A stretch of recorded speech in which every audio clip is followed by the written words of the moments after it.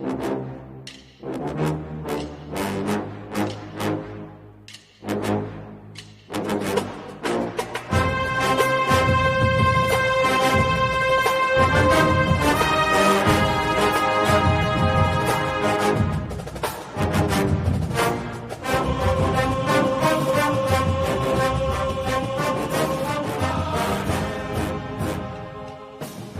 Bucknutters, to a very special show, the Bucknuts Morning 5 NFL Draft Special, our first for this draft cycle, and who better to do it with than the Athletics' Dane Brugler, the GOAT of NFL Draft Preview Specialists.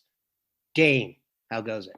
It's going well. It's great to have college football back. It's the last weekend, Thursday through Monday was awesome, nonstop.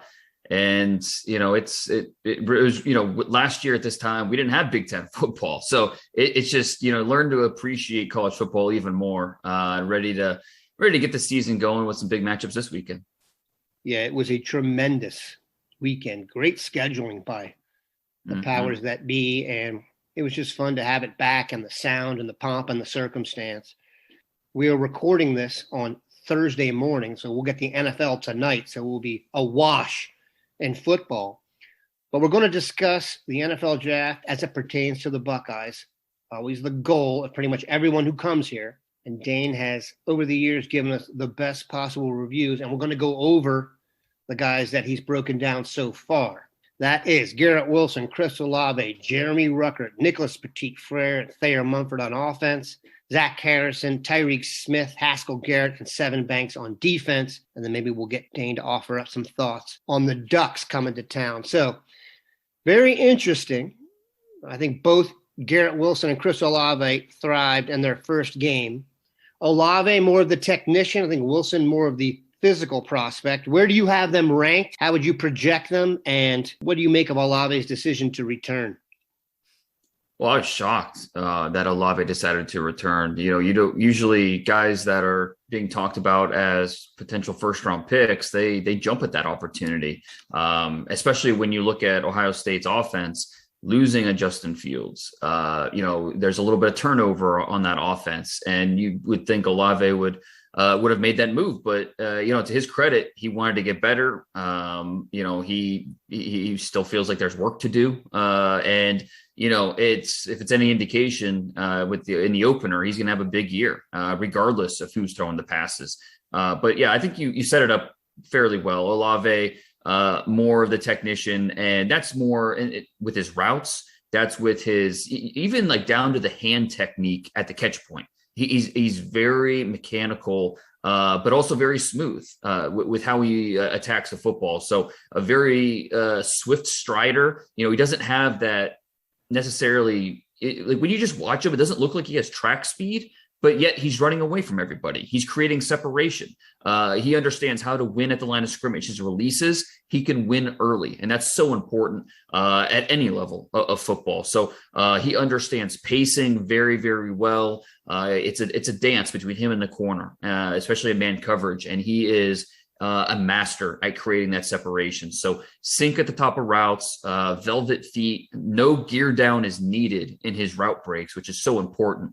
Works the sideline well, just overall a smooth athlete. When I watched him, I was like, okay, yeah, he's going to be my top receiver. Then I watched Garrett Wilson. I'm like, maybe Wilson's my top. And I go back and forth. And I think it just comes down to which type of receiver you want. Olave being more of, the speed guy, the technician, the route runner. Garrett Wilson, he's got some of the best body control I've seen from a receiver the last few years. Really, just an impressive job using that body control within his routes, making natural adjustments on the football. I think he has natural ball skills. I wish he'd clean up some of the drops. The tapes that I watched 6 tapes last year, and I think he had 4 drops total. And so it's not like a glaring issue, but it's something that he can get better at. Not the biggest guy, but he's going to run well, probably run in the mid 4.4s. A good route runner. There's just a lot to like about his movements and his body control. So I'm not going to fault anybody if they have Wilson number 1, Olave number 1. for me entering the season, I've got Olave as a top receiver, and then I've got Wilson, number 2, just behind him. Like you said, it could go either way. I think ultimately Wilson will get picked before Olave, just because he's almost the complete package. He really doesn't have a glaring weakness in terms of size and speed and strength, etc. Maybe better at taking the top off the defense ultimately. But like you said, goes either way. Olave came back ostensibly to become a number 1 draft pick. Do you think he's going to get his way into the first round? Well, in my initial top 50 to start the year, I had Olave as my top receiver at number 12 overall. Now, is he going to go 12 overall? It's hard to say. But when you end up stacking the players in this draft, I don't think it's the strongest draft in talking about top 10 guys. There's a lot of guys to like, with Kayvon Thibodeaux at Oregon, who we'll talk about later, Kyle Hamilton at Notre Dame, the safety, Derek Stingley, the corner from LSU, but it's not a strong quarterback group. There's a little bit of a drop off. So Chris Olave, he's going to be right there in that mid first round mix, as long as he plays out this season the way we think he will. At the end of last season, both you and I think had a little bit of a crush on Jeremy Ruckert. We talked about him a lot and then really kind of expect him to come out. He didn't. He's come back. Some people question that because tight end is not a prominent spot receptions-wise in the Ohio State offense. That said, I would be very happy if my NFL team took Jeremy Ruckert. Yeah, and because he doesn't have a ton of targets, people think, he just doesn't play a ton. But, pay attention to him blocking. Ohio State runs a lot of 12 personnel, so they have 2 tight ends on the field. And, he's a lot of inline, mostly on the wing, a lot of wham blocks, a lot of where he's asked to be the lead blocker.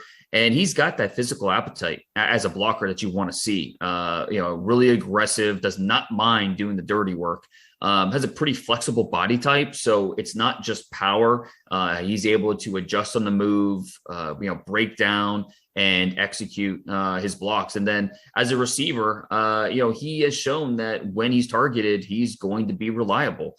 He can make the one-handed grab like we saw last year in the playoffs. He can be a dependable pass catcher because he has strong hands. Not the most, he's not the most proven in terms of after the catch, big plays. But, he's not Kyle Pitts, but that's not, what teams are going to, they're not going to expect him to be Kyle Pitts. He's just a really well-rounded, dependable tight end. And I think he's neck and neck, and talking to scouts around the league, they kind of agree with this, kind of neck and neck with Charlie Kolar from Iowa State to be the top senior tight end drafted this year, somewhere on day 2. So I thought, Ruckert looked good in the opener, and hopefully his target share just continues to increase as the season goes on.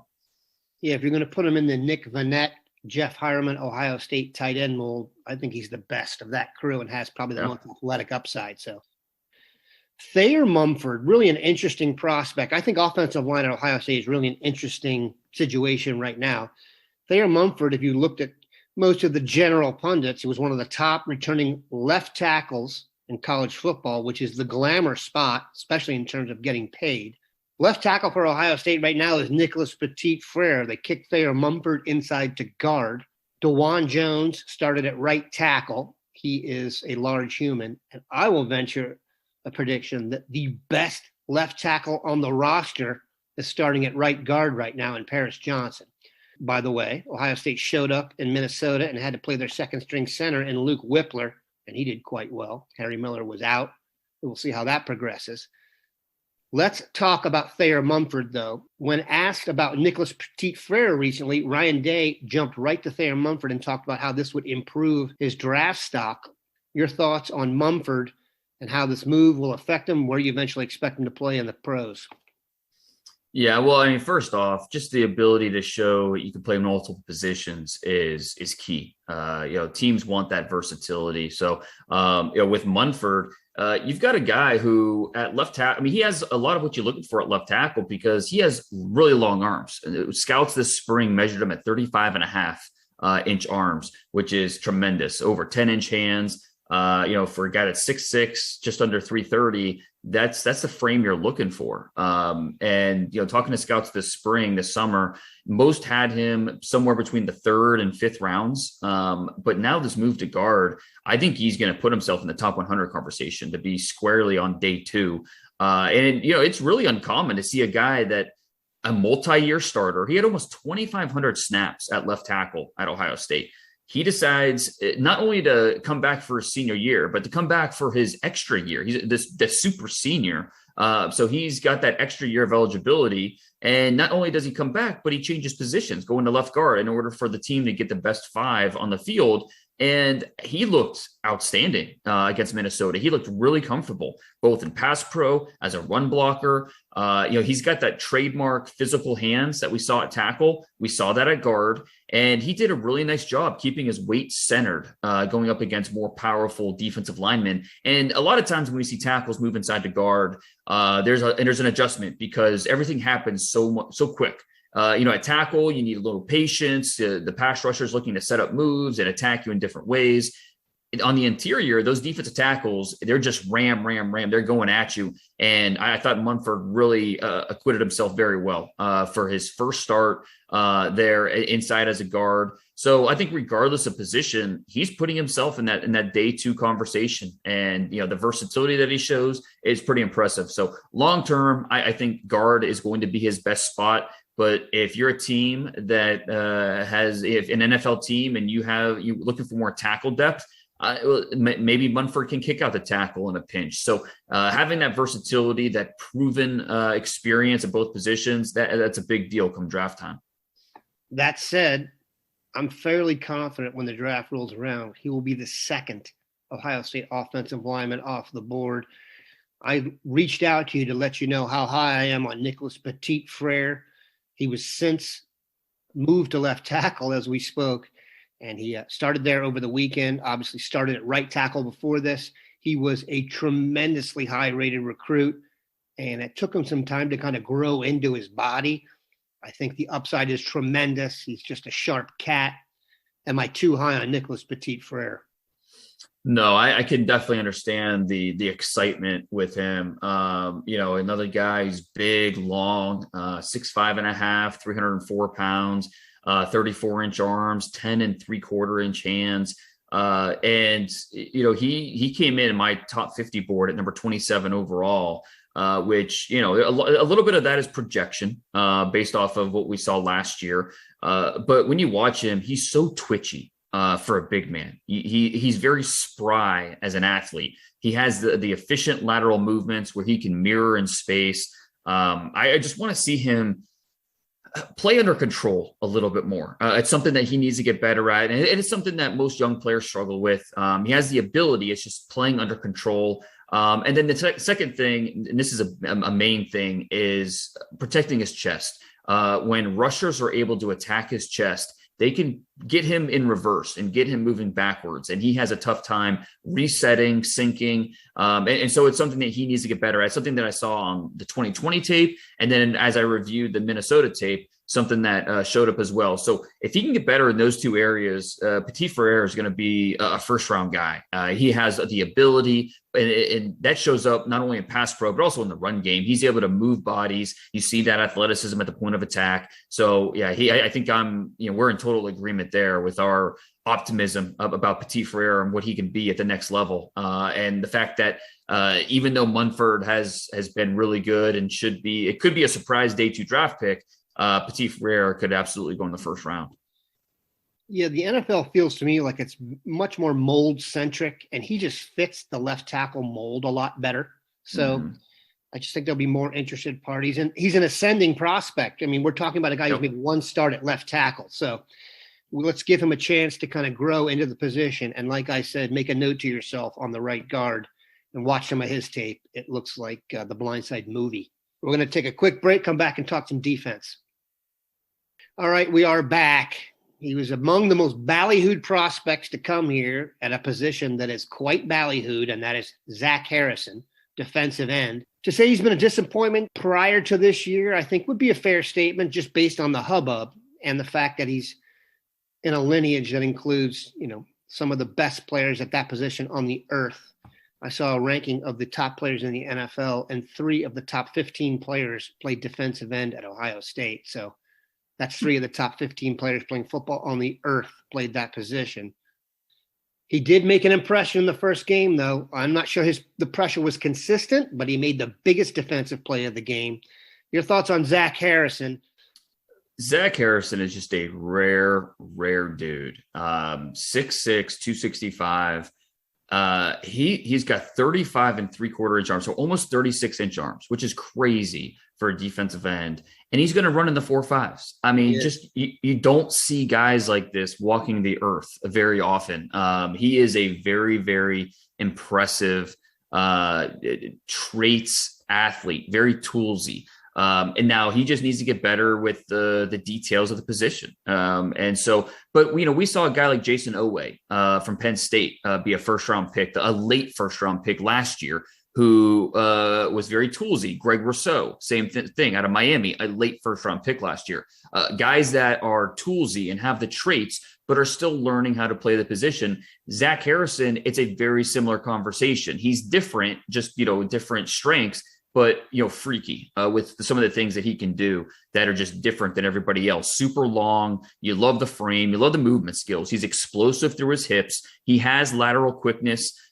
He just needs to be better with his natural flow as a pass rusher, anticipating trap blocks, using leverage as part of his attack. Just basically improving his overall feel for the game and for that specific position, how to break down the rhythm of blockers. So Zach Harrison is a premier talent, and because of that, he's got a very good chance to go in the first round. It's just how he develops this year, how he gets better. I mean, he's got the best defensive line coach in the country coaching him up. And so if it's any indication, with the opener against Minnesota, like you said, it wasn't consistent. But if you're able to make splash plays, that impacts the scoreboard. And he was able to do that with that strip sack that, Haskell Garrett was able to scoop and score. But he is a really impressive specimen who NFL scouts, they're gushing about. If he could show a little bit more development, he's going to go earlier in the first round. I think you bring up a really good point there, because if you look at the NFL, there are defensive ends that get their butts kicked for about 60% of the game, but they make 3 or 4 plays to get pressure. And that's so valuable that you'll give away that other 60%. All right. How about Tyreke Smith? This guy, very interesting cat, because I could put together a highlight tape of Tyreke Smith that would make him look like the second coming. The problem would be all the other plays that didn't get on the tape. Yeah, he's a quality player. He's 6'4", 255, just over 33 inch arms. Probably expect him to run in the 4.7s, low 4.7s, which is a pretty good time for him. And he's physically strapped together. He looks looks the part. I think he holds his own at the point of attack. He can set a hard edge in the run game. He's got really physical hands. That helps him detach, crash down, make plays. Not a guy you want dropping in space. It has a little bit of tightness. And just needs to, he's a hard charger, kind of like, Jonathan Cooper was last year, but needs to add a little more finesse, a little more, sequencing to his pass rush, just to, do a better job of keeping blockers on their toes so they don't know what's coming. But Tyreke Smith, it's a really deep senior class of pass rushers. And he's right there kind of in that, if you're going to list the top 10 pass rushers in the senior class, he's in there somewhere. It's going to be a different order depending on the teams that you talk to, the scouts that you talk to. It's just a loaded group when you go top to bottom, the senior group of defensive ends. But he's in there. He's in that conversation. It's just which guy are you getting? Are you getting the guy who made Trevor Lawrence's life a nightmare in his last ever start, or the guy that, you go games at a time and you don't hear his name called? So we will see. One guy whose name is always called, among all the players that we've had at Ohio State, he really has one of those right place, right time gifts, and that is defensive tackle Haskell Garrett. Yeah, I just saw it in the Minnesota game with that scoop and score. I think it's second. By the way, a great scoop. I mean, that was fluid. Oh, it really was. I mean, bad athletes don't make that play. True. And it's what his second defensive touchdown in his career. Had one last year. Yep. So yeah, he's got good foot quickness, physical hands. He can pull, he can toss. It's going to be interesting this year without his partner in crime, Tommy Togiai, right next to him. And, I know Ohio State's got some guy, with Antoine Jackson and Vincent. And, some of those, they've got guys. They're not Togiai, though. Right, exactly. And so how will he acquit himself, kind of being the guy on that interior? And another guy who's a little surprising, he came back. Only 1 year of true starting experience, but he was an All-American last year. And so no one would have blamed him if he went pro, but, he decides to come back and, just wants to expand that body of work. So eager to see if he can do that. I think right now he's viewed as a mid-round pick, but we'll see if he can change that narrative this season.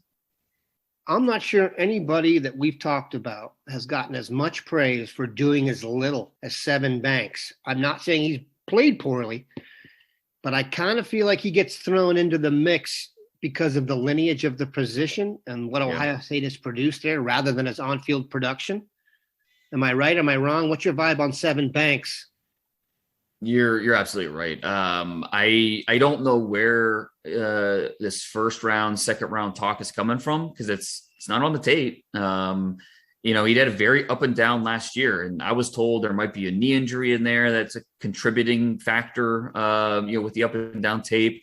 But regardless, he's going to need a big 2021 season if he wants to be drafted in the first 2 days of the draft. Right now, if the draft were tomorrow, he'd be a day 3 pick. And I know that goes against a lot of the mock drafts out there, but I get my information straight from teams. That's what they tell me. And honestly, that's what the tape tells me as well. I think he's a really good sized athlete. When you look at him, he passes the eye test, and you want big corners at the next level. He's 6'1", right around 200 pounds. And I think he's a solid open field tackler. My biggest issues with him, he plays too reactive. Where's the play anticipation? As a corner, you have to be able to read routes and stay ahead of things. And he just doesn't do that consistently. I think he has good speed for the position, but it's not great speed. And so if he makes a false step or he's not playing ahead of things, he just doesn't have enough closing burst to make up that play. That's something we saw from, the Akudas of the world. And, if they had a misstep, they could, make up that lost ground, where Sevyn Banks hasn't been able to do that. So, looking at his tape last year, throw on the Alabama tape. And, again, there might be an injury factor here that, we need to take into account. But he needs to have a strong 2021 season if he wants to be drafted in the first 3 rounds. Didn't play against Minnesota, has a knee injury, so we will follow that one. Huge game this weekend. Oregon comes calling. NFL draft scouts will be all over the place. If you're in the press box, that back row will be filled with guys eating free food. Give us some matchups to watch that we should really be dialed in on. Obviously, Kayvon Thibodeaux versus Nicolas Petit-Frere will be the marquee matchup. However, Thibodeaux nursing an injury. Give us a few and maybe start with that one.